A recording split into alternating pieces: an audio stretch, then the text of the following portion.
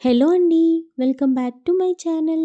ఇవాల్టి వీడియోలో the best Telangana recipe అయిన అనుప కుడుముల్ని ఎలా చేసుకోవాలో చూపిస్తాను. వీటిని ఆవిరి కుడుములు అని కూడా అంటారు.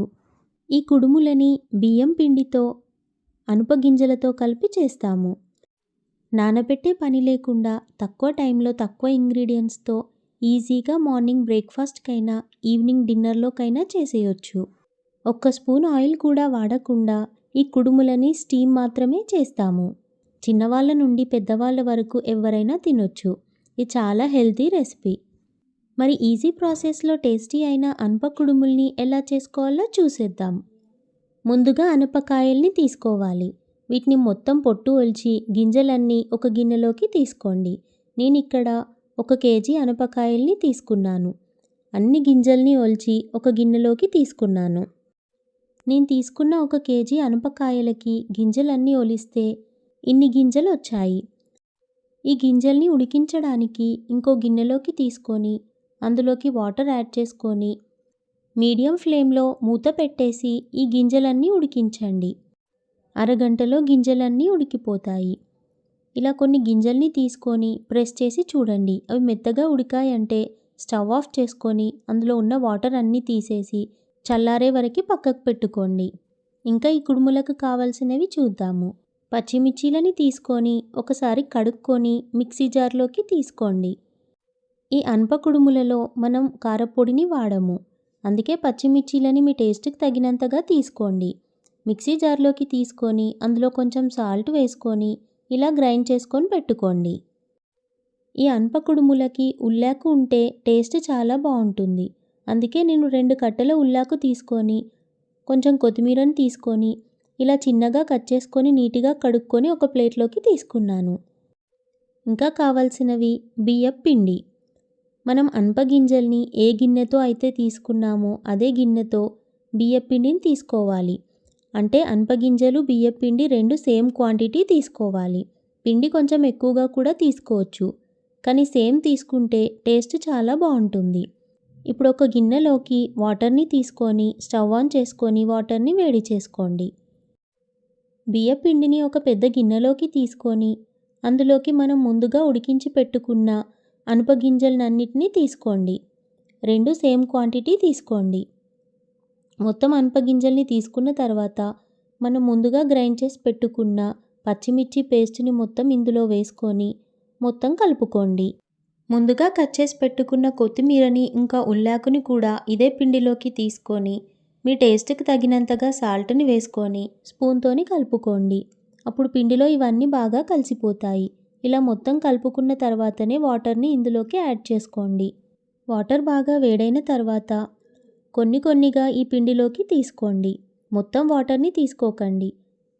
పిండిలోకి ఎంతైతే అవసరమో అన్ని వాటర్నే తీసుకొని స్పూన్తో ఇలా కలుపుకోండి. పిండిని మరీ మెత్తగా కలుపుకోకండి. మామూలుగా ఉండేలాగా కలుపుకుంటే ఉండలు చేసుకోవడానికి ఈజీగా ఉంటాయి. ఇలా వాటర్ ఎన్నైతే అవసరమో అన్నీ తీసుకొని మొత్తం ఇలా కలిపి పెట్టుకున్న తర్వాత మీరు ఏ సైజు అయితే కుడుములు కావాలనుకున్నారో ఆ సైజు కోసం ముందు కొంచెం పిండిని తీసుకొని రౌండ్గా బాల్ లాగా చేసుకొని దాన్ని ఇలా ప్రెస్ చేసుకోండి. కుడుముని ఇలా ప్రెస్ చేసుకున్నప్పుడు మధ్యలో మందంగా ఉండకుండా పల్చగా ఉండాలి, లేదంటే కుడుము లోపల ఉడకదు. ఇలా మొత్తం చేతిలోకి తీసుకొని ఇలా ఒత్తుకోండి. మరీ పెద్ద సైజు కాకుండా ఇలా మీడియం సైజులో ఉండే కుడుములు బాగుంటాయి. ఇలా అన్నీ ఒత్తుకున్న తర్వాత ఒక గిన్నెలోకి తీసుకోండి. మళ్ళీ గిన్నెలోకి వాటర్ని తీసుకొని ఆ వాటర్ని వేడి చేసుకోండి.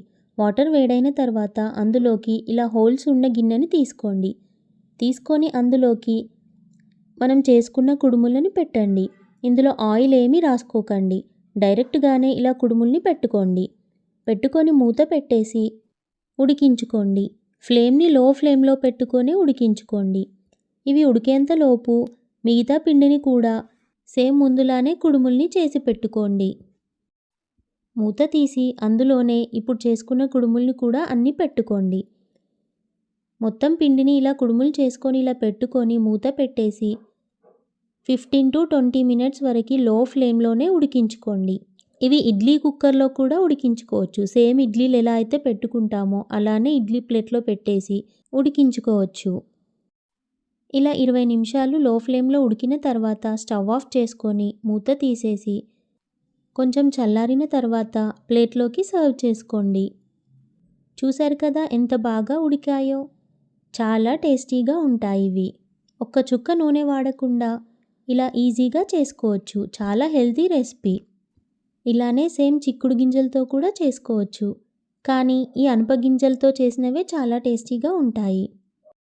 ఈ అనప కుడుములలో పచ్చిమిర్చి, ఉల్లాకు, కొత్తిమీర అన్నీ వేసాం కాబట్టి వట్టిగా తిన్నా చాలా బావుంటాయి. ఇలా ఆయిల్‌లో డిప్ చేసుకొని తింటే ఇంకా బావుంటాయి. ఈ కుడుములని మరీ మందంగా కాకుండా ఇలా మీడియం సైజులో చేసుకున్నామంటే లోపల ఇలా బాగా ఉడుకుతాయి. చూసారు కదా చాలా సింపుల్ రెసిపీ ఆవిరి కుడుములు. చాలా తక్కువ ఇంగ్రీడియెంట్స్‌తో తక్కువ టైంలో ఈజీగా చేసేయొచ్చు. మీరు ఈ ప్రాసెస్‌లో ట్రై చేసి చూడండి. మీకు ఎలా వచ్చాయనేది కమెంట్ సెక్షన్‌లో కమెంట్ చేయండి. మీకు నా రెసిపీ నచ్చినట్టయితే నా వీడియోకి లైక్ చేయండి, షేర్ చేయండి అండ్ సబ్స్క్రైబ్ చేయండి. మరికొన్ని రెసిపీస్ కోసం పక్కనే ఉన్న బెల్ ఐకాన్ని క్లిక్ చేయండి. Thank you for watching.